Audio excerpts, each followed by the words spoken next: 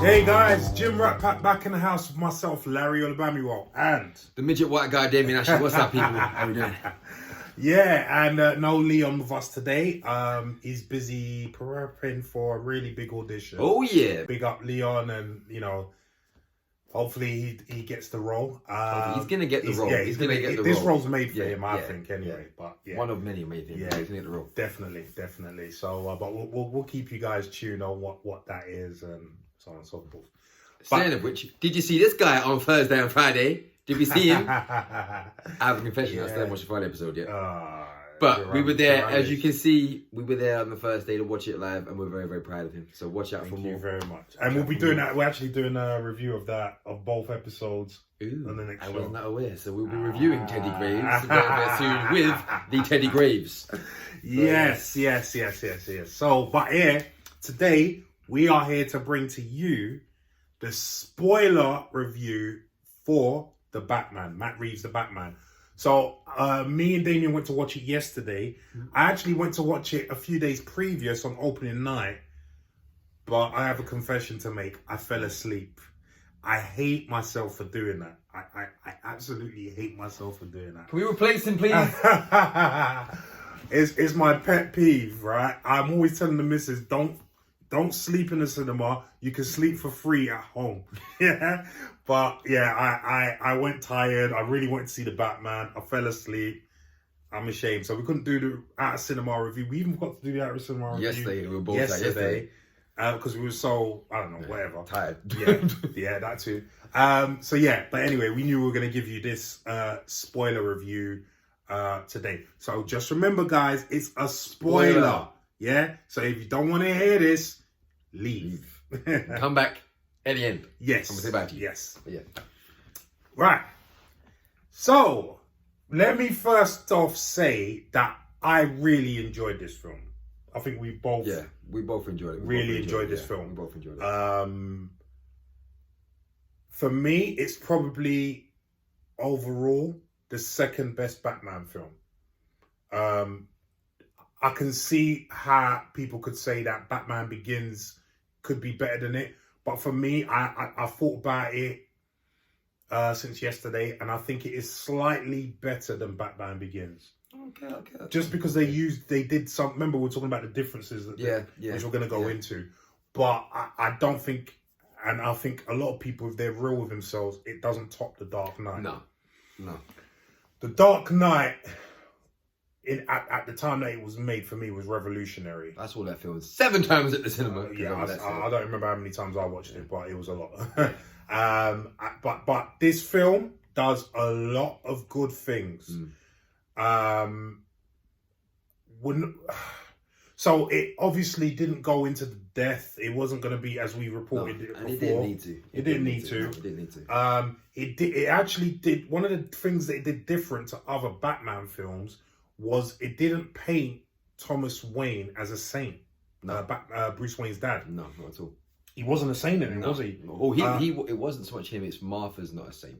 Well, both of them, because he's gone to a gangster, a guy he knows is a gangster, and even remember Alfred was even saying to him he should have known. The Falcone would have done what he done. Yeah. He should have known, but in act of desperation, he went to him anyway. Yeah. So do you know what I mean? It's still, you know what I mean. But yeah, so basically, what it is Bruce Wayne, Batman, finds out that his dad Thomas Wayne was trying to save Martha Arkham, who's his wife. Martha Arkham flows into the film, yeah? Keep that name in mind. Yes.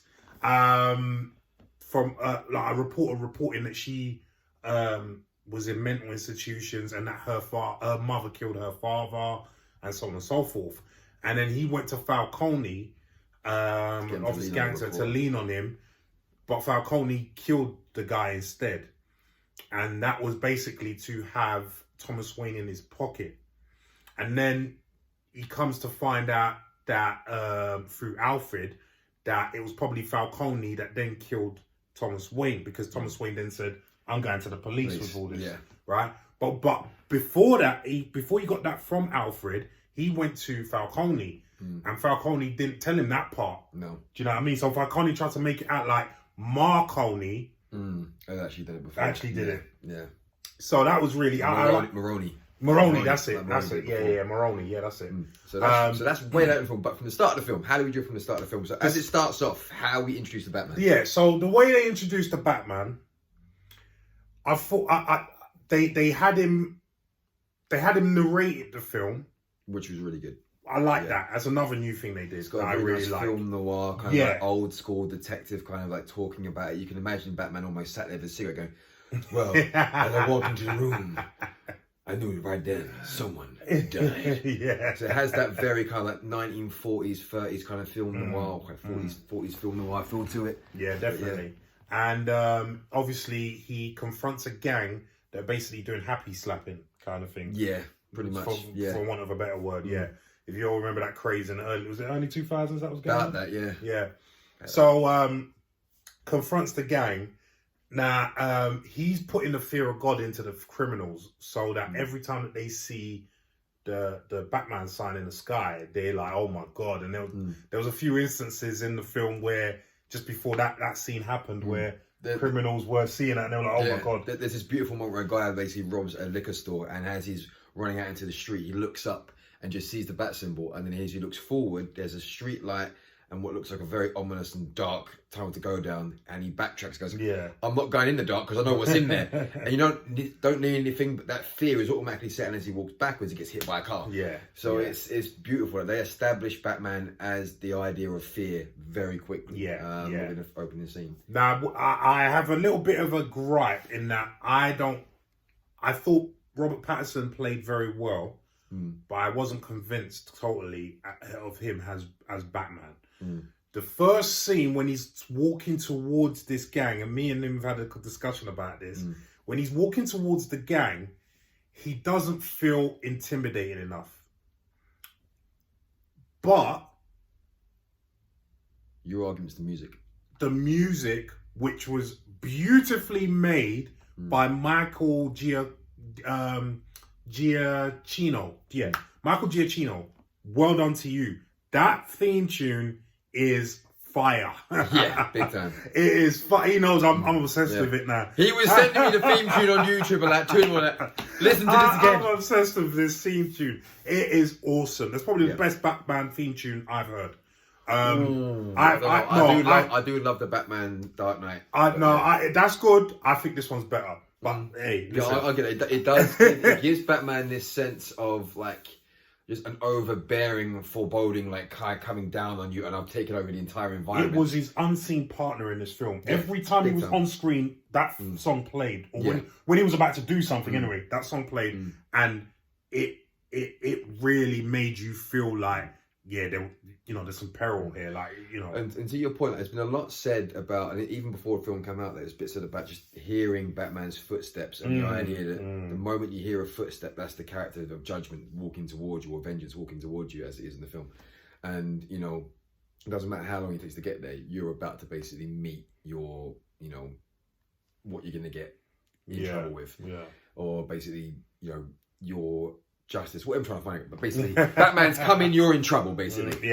And in a sense, when they do it with Robert Pattinson, the problem I think we both have is, and we had this originally when the film was getting made, and we mentioned this in one of our previous videos, Pattinson at no point, and I do think he comes to the territory, but at no point did I feel when you see him as Bruce Wayne, specifically when he's in Wayne Manor, you don't feel physically threatened by him. There's nothing about him. That's very true. But are we supposed to feel physically threatened by him as Bruce Wayne? But not physically threatened in the sense that I feel like he's intimidating and scary. But when I look at him, I think that man could do some damage. But this is an interesting thing because people are going, oh, we never got in shape. But then I thought about it. And like when you look at Michael Keaton was a slight guy in the original Batman. Yeah.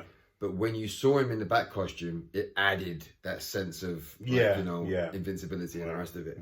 But with Pattinson, I think because we've had all the previous incarnations and because we know the comic book version of him so well, we expected him to at least look formidable. Yeah. And there's moments where he's on the floor carving out the chalk of like the crime scene and putting together all the pieces for the Riddler. And he's just literally over on all fours and he's like pushing really hard to make his triceps stand out a little bit. And he just looked very frail. He did. And I think that was... He did. a lazy bit on his part, because we've heard, you know, the talk of, I didn't want to train, and I didn't train to rock down and stuff Which like that. So, obviously makes sense now, because his physique wasn't on point. No, it wasn't. But did we need that? Yes and no. I think part of it, I did kind of need that, and it's not just from an aesthetically pleasing perspective, or it's not superficial, but Batman has to look formidable. Yeah. And he didn't. Like, I tried to make him look formidable with an up camera shot on his chest, but even then, like in the film, he's just no. Yeah. But yeah, going back to that, the footsteps, and then when he walks forward in the very opening scene to get against that gang, you do initially go, without the music, would I be laughing at him? Yeah. You know? Yeah. I argue I would, but Larry, you know, but the music really helped him. That theme tune is fire, like I said. Michael Giacchino, well done to you. Yeah. Catwoman. Zoe Kravitz. Smashed it. Yeah. I thought her take on Catwoman was really good. It's a modern take. I know you like Michelle Pfeiffer. I think this is the thing with the film. I actually think this film is like a mesh of Batman Returns and The Dark Knight. I think it's got the best bit of both films meshed into one. I think you've got the dark kind of personality that Tim Burton brings to any sensibilities that he brings to the Batman Returns, and then you've got the Dark Knight element with the Joker and the grounded version of Batman, and you intertwine those, and you've got this, because even though this was very grounded, it did still feel a little bit Halloween comic book-esque, and which I think the Burton films always did very well. The first two Batman films always did very, very well. But what Kravitz does with Catwoman is she grounds it, and like you don't need the pointy ears, because it's just like it's a Martian. Right, just exactly. I did like the relation. You do buy the relationship with her and Batman. Yeah, big time. And obviously there was stories about her and Patterson on set doing the dirty and the Batmobile. Whether that's true or not, because Patterson's been doing the rounds with his missus for this film. He's been for like 4 years. So I don't know if it's true, but it wouldn't surprise me. You know what I mean? We're both actors. We know what goes on set. So unfortunately. Unfortunately. So it wouldn't surprise me. But fantastic performance from her. I thought the best performance of the film, as we both do, is Colin Farrell. Smashed it out of the park. Penguin.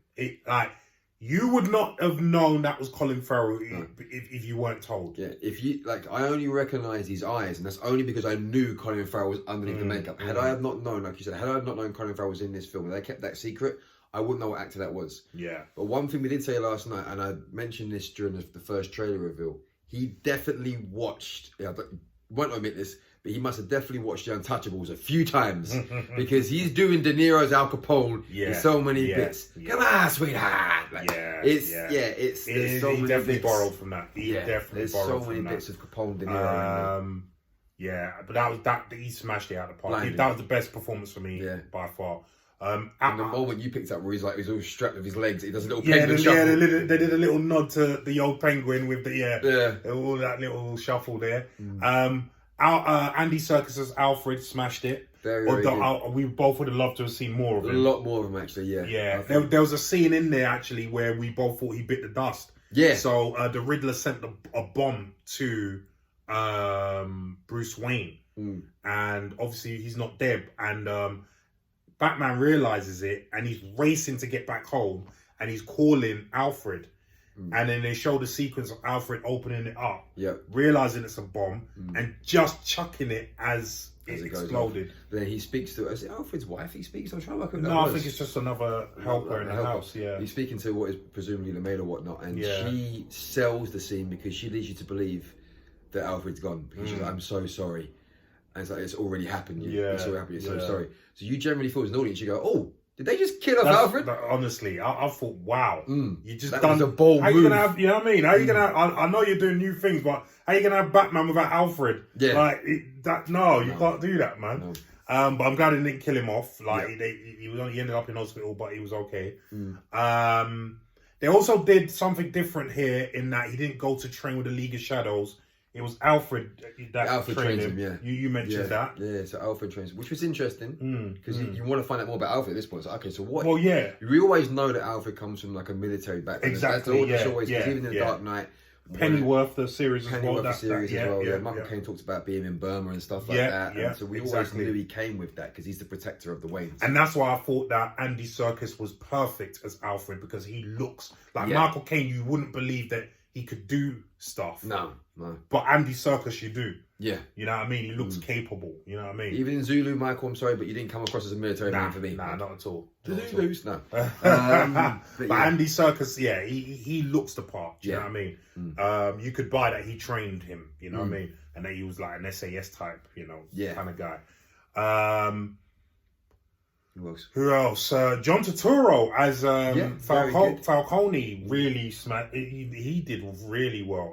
You know, John Turturro, he's got so much range. It's ridiculous range. Yeah. I mean, the last time we would have seen John Turturro, last time we would have seen Falcone or Falcone because it changes from film to film. Yeah. But last time we would have seen that character was Eric Roberts in The Dark Knight, and as much as I love Eric Roberts, I always thought he was a little bit of a 2D gangster in The Dark Knight. In comparison, I always thought that the guys around the table, apart from the Hong Kong henchmen, the guys around the table always felt a bit 2D in The Dark Knight, which I thought was the only weak point for me. Because even Michael J. White, I love Michael J. White, but it's a little bit.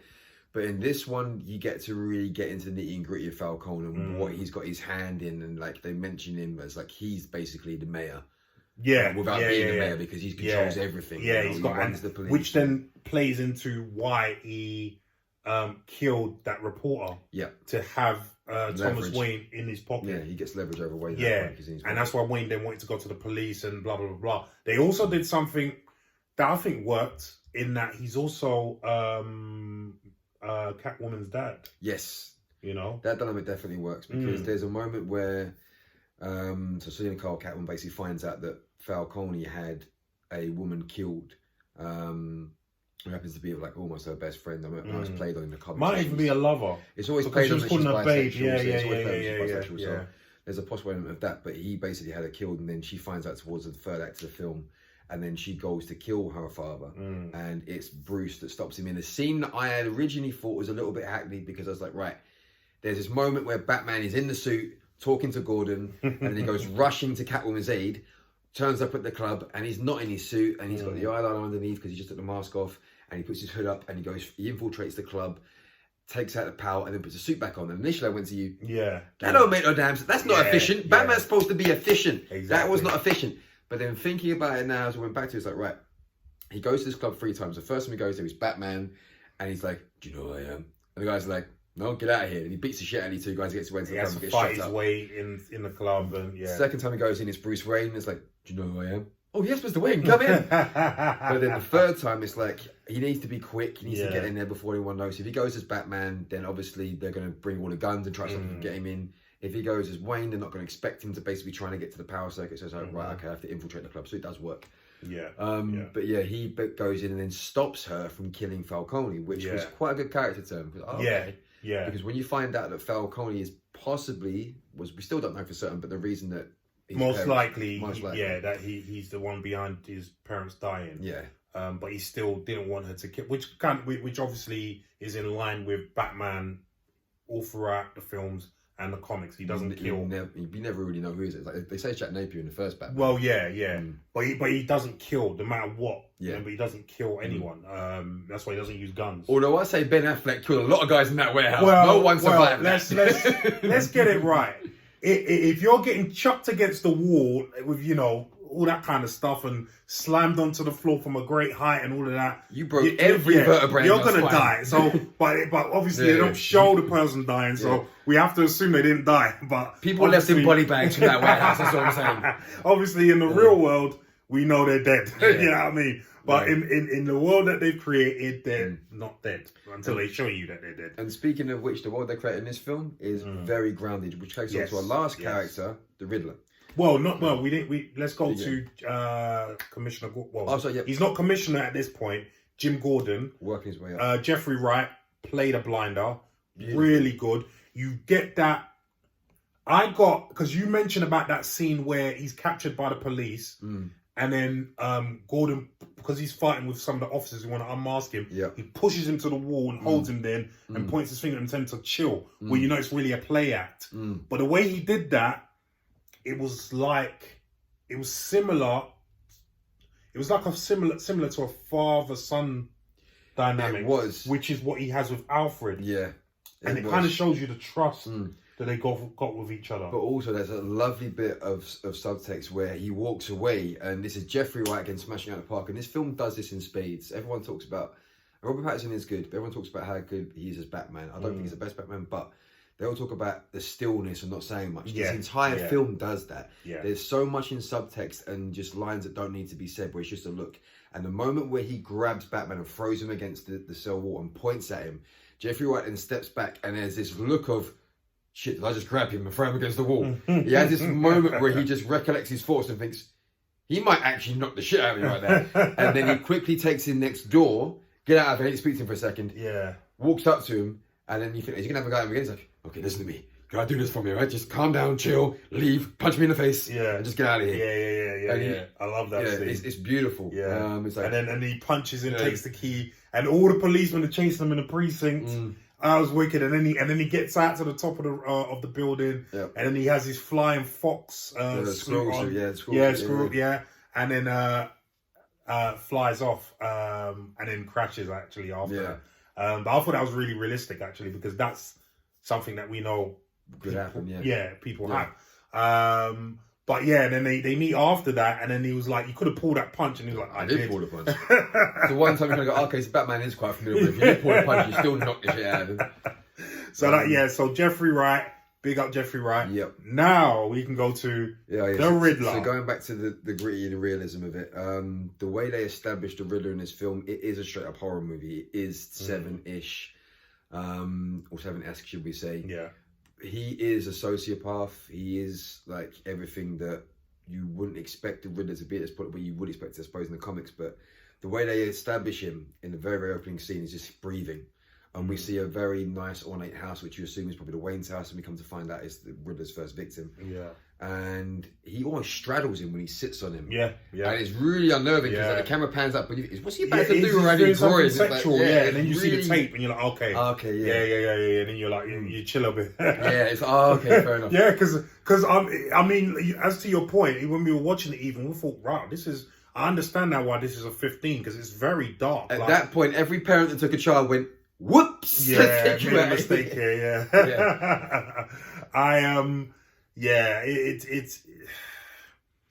I thought Paul Dano played really well as the Riddler.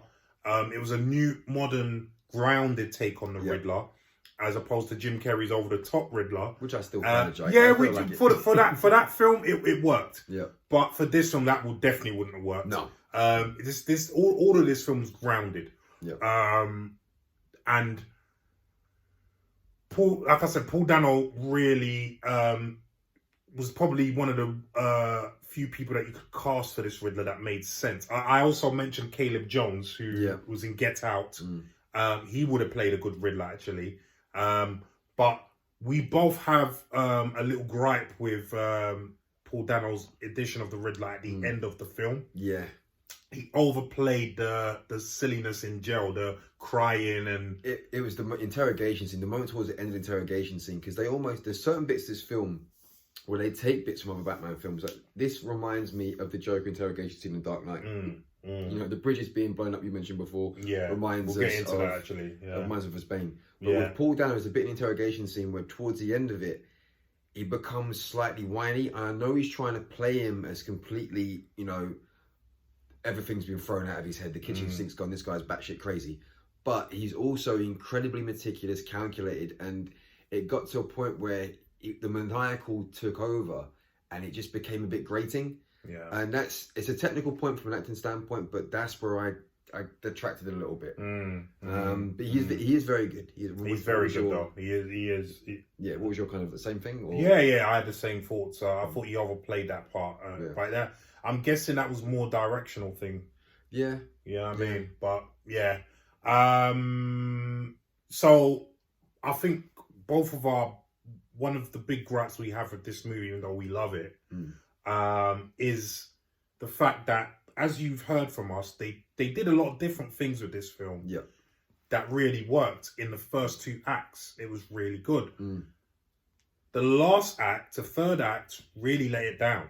Yeah. Because the last act felt like you'd seen that part before. Like, the last act was very reminiscent of what Bane tried to do in The Dark Knight Rises, isn't it? Yeah. So basically, the Riddler planted some bombs around the harbour so that the city gets flooded. And then they all have to crowd into this garden, which is reminiscent of Madison Square Garden, which I always believe Gotham was based on New York. Yeah. And then he had... So what they did very smartly was have like... so a lot of these shooters, you know, in America, with these people who are shooting up the place, they go on these forums with like-minded people. He did that. And he had other people helping him in the end scenes, in the third act, around that garden, who was then going to start picking off random people, including the new mayor. And it took a while for Batman to find that out, and he was in a rush to stop that happening. So basically what he was trying to do was destroy the city, but expose the corruptness and then destroy the city kind of thing, which is very reminiscent of what Bane did in The Dark Knight Rises.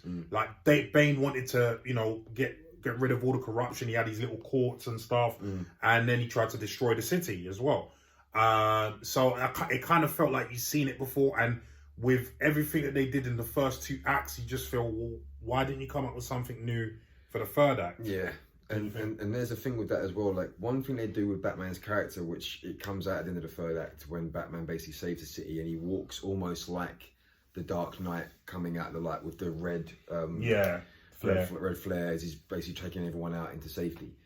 They try to establish this idea that, as Batman basically reveals from one of the shooters, that everyone's actually been like emboldened by Batman. So for the last 2 years, Batman's basically, he's in his first 2 years of being Batman, and he's referred to as Vengeance. Like, he only ever says the word Batman once in his life. Yeah, actually, everyone calls him Vengeance. Yeah. And what happens is it becomes like a mantra for villains. So they say, okay, the 2 years I've been out here, crime's getting worse. And then we come to find that basically these people are inspired by him. Like, Riddler's actually inspired by the Batman. Yeah. And towards the end of it, the monologue starts to happen again, and Batman basically finds out that I'm the problem. Basically, I'm making crime worse rather than actually doing what I thought I was doing, which was getting rid of crime. And I've got to become a beacon. I've got to become hope, which they may change the way that Bruce Wayne's dynamic becomes in the second one. But my issue with that is, and people said like, oh, you know, they take away Batman shouldn't be feared by people. It's like, well, that was what always made Batman Batman. Yeah. The villains feared him. Fear him, yeah. And that's what I loved about the opening of the film. The moment you saw the symbol, that element of fear was just driven into the villain. So I don't know if I agree so much with Batman having to change into this theory of hope, because hope was always what Superman was. Yes. Hope was always what Superman was. Batman is the one that straight out vigilante. Yeah, straight out. This is why the policeman didn't like him. Yeah. Do you know what I mean? And that's beautifully done in this film. Like, the way the policemen actually interact with him, the moment he turns up in a crime scene, no one wants him to be there. Yeah. You know? And it's... Who else anyone else we missed out? Well, we've just, I think we just got that last scene. Yeah, so I'll let you fill this one first. So there's a reveal towards the end, when Riddler is in what we assume to be Arkham Asylum, and because it's never actually said where it is, it's just in the cell. I think it did say it. Well, maybe not, but we assume it's Arkham Asylum. Yeah. And he's talking, he's upset, and then all of a sudden he hears his voice telling him to basically, you know, everything's gonna be fine, don't worry. And lo and behold, the person next to him is quote unquote the Joker. Because you see the smile, we see the lips on the side, and the rest of it.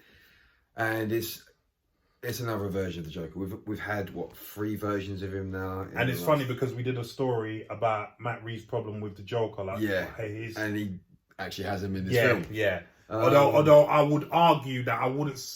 He's not exactly in the film. He pops up as a cameo more than anything. Yeah, he's not. It's literally just like a throwaway bit at the end of the film. Yeah. My problem with it is it felt like they just kind of threw it in there for fan service.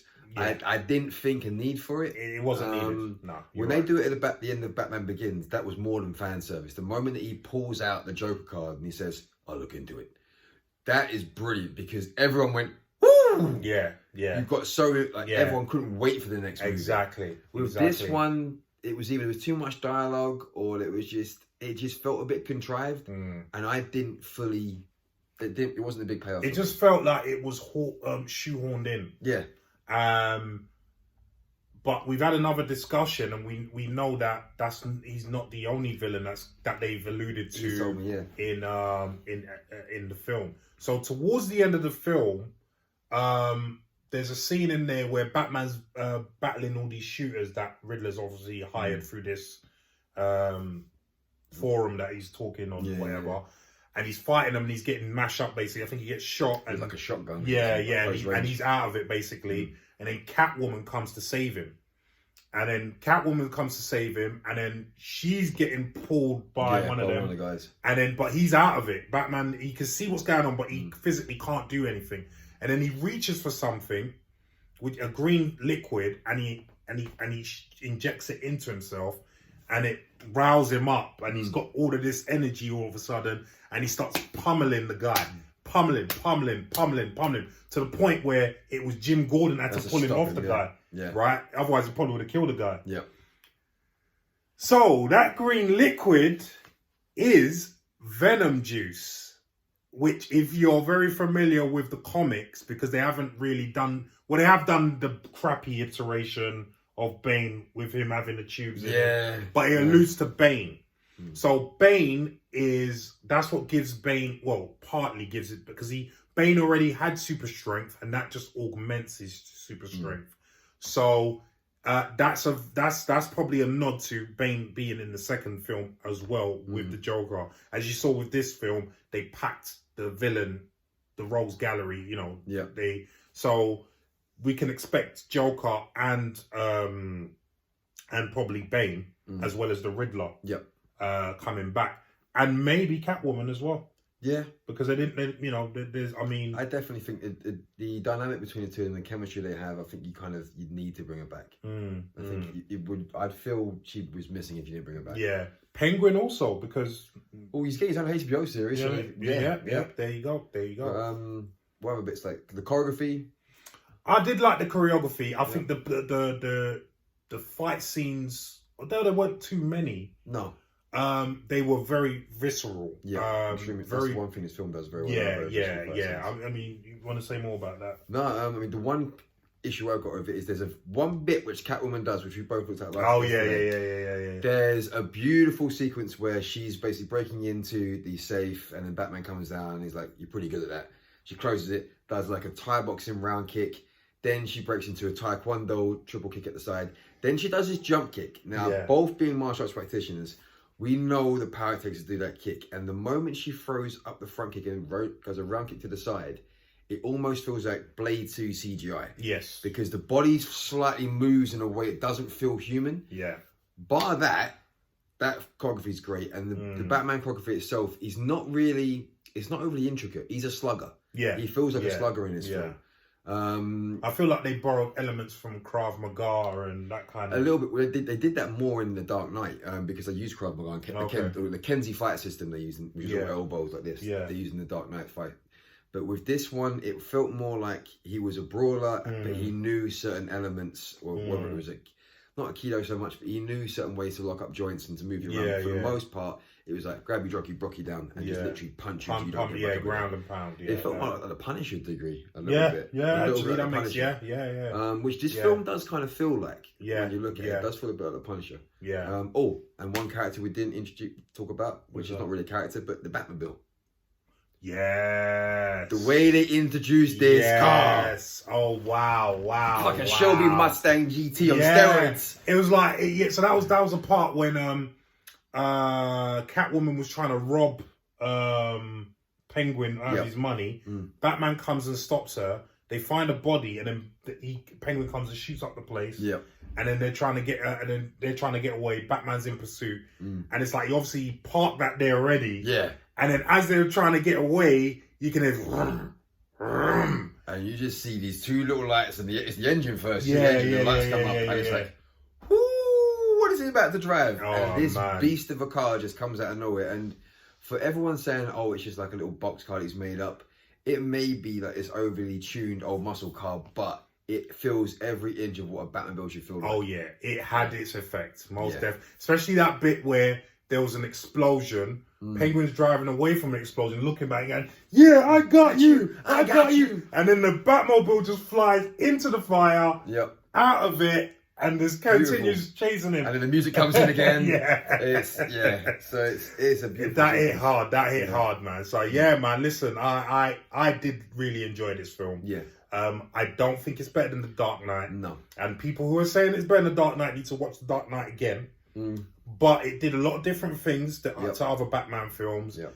And I have to, tip my cap off to Matt Reeves for that. Yep. And I enjoyed it, and I think it's a solid 8.5 out of 10 for me. Okay. Yeah. I'll go from what they did with it as its own take. I'll give it a 9. In terms of the Batman films, I'd probably give it an 8. For me, I love Batman Begins so much. I think the way there's so much that film establishes that I love about the character and the characters in it, from Alfred through to Morgan Freeman's character, whose name's going out of my head now. Lucius Fox. Yeah. There's so many things. You didn't have a Lucius in here, did they? No, he doesn't really. By looks of it, he doesn't need a Lucius. It's just because he does feel very insular in that regard. But I give it. I'd say probably it's within the top 3 of the Batman films that have been made. I still love Batman Returns of Michael Keaton though. The Penguin in that film, when he bites him on the nose during the press conference and then he's pinning the button on the lady. Yeah. And even Max Schreck, played by Christopher Walken. It's a very people forget how dark Batman Returns is. But when she goes, "Give me a kiss," and she puts the electricity in his mouth. That film is dark. Batman Returns is dark. But Batman's always dark. Yeah. Batman, apart from the '60s campy version. Which is definitely easy. Batman's always been dark. I mean, even from the comics, he's always been that's always been the contrast between him and Superman. Yeah. Do you know what I mean? Like, Superman's this, as you said, beacon of hope. That's what Superman is. Whereas, vengeance. That I thought that they got that right. That's what Batman is. That's what Batman is. Do you know what I mean? And it'll be interesting to see what they do in the sequel. Yeah. With all the things they've alluded to, I wouldn't mind playing Bane. By the way, I've got the size. Come bring it, Warner Brothers. If you want Nightwing as visceral with bald head, Nightwing. There you go. Oh, hey. That's actually a good shot. I never thought. I do Nightwing. Nightwing is good, man. I'd have you for Nightwing. I'm only 5'9", but don't worry about it. I can look imposing. He does the martial arts. That's all you need. But yeah. Look, we thoroughly enjoyed it. Looking forward to the sequel. But yeah, I think that's it, isn't it? Yeah, that's it, people. So, have you seen the Batman? If you did, let us know what you think in the comments. Do you think it's better than The Dark Knight? If you do, let us know why. And did you think that Patterson has literally put a new Batman out into the universe? What did you think of his iteration of Batman? Leave some comments down below and let us know what you think. And please like, share, subscribe, turn on your notifications. Always. And with that being said, the show is over. So, where can people holler at you at, Damien? You can holler me at the Gym Rat Pack on Instagram, Damien Ashley X on Instagram, and Damien Ashley at Twitter. And Larry, where can they find you? You can find me at Larry. EastEnders! Sorry. Larry Olubamiro on Instagram, Larry Olubamiro on Twitter, and at the Gym Rat Pack DE on Instagram as well. And you can find Leon Rock on the Gym Rat Pack at Instagram as well. And Leon will be here with you guys tomorrow. We'll be doing our regular show as per usual. That's that's it for today, man. So listen, hope you enjoyed our spoiler review of the Batman. And from both of us, that's see you later.